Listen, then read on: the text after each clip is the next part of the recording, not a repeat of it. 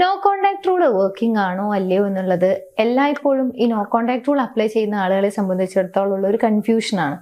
ഞാൻ no contact rule apply ചെയ്യുകയും ചെയ്തു, ഇനി അത് കറക്റ്റ് ആയിട്ടുള്ള ഒരു റിസൾട്ട് അല്ലേ എനിക്ക് തരിക, അഥവാ നോ കോണ്ടാക്ട് റൂൾ അപ്ലൈ ചെയ്തു എന്നുള്ളത് കൊണ്ട് മാത്രം എനിക്ക് ഇനി റിലേഷൻഷിപ്പ് എന്നേക്കുമായിട്ട് എന്നിൽ നിന്ന് നഷ്ടപ്പെടുമോ? ഇങ്ങനെയുള്ള ഒരുപാട് കൺഫ്യൂഷൻസും ഒരുപാട് ഫിയറും ഉള്ള ഒരു കാര്യം തന്നെയാണ് എപ്പോഴും നോ കോണ്ടാക്ട് റൂളിനെ ചുറ്റിപ്പറ്റിയുള്ളത്. സോ നിങ്ങൾ നോ കോണ്ടാക്ട് റൂൾ അപ്ലൈ ചെയ്യുന്നുണ്ടെങ്കിൽ അത് കറക്റ്റ് വേയിലാണ്, ആക്ച്വലി അത് വർക്കിംഗ് ആണ്, നിങ്ങൾ ചെയ്യുന്നത് കറക്റ്റ് വേയിലാണ് എന്നുള്ളതൊക്കെ മനസ്സിലാക്കാൻ നിങ്ങളെ ഹെൽപ്പ് ചെയ്യുന്ന കുറച്ച് കാര്യങ്ങളാണ് ഇന്നത്തെ വീഡിയോയിലൂടെ ഷെയർ ചെയ്യാൻ പോകുന്നത്. ഒന്ന്, നിങ്ങൾക്കൊരു ഇന്റൻഷൻ ഉണ്ടായിരിക്കും. ഈ നോ കോണ്ടാക്ട് റൂൾ അപ്ലൈ ചെയ്യുന്നതിന് തീർച്ചയായിട്ടും ഒരു ഇന്റൻഷൻ ഉണ്ടായിരിക്കും.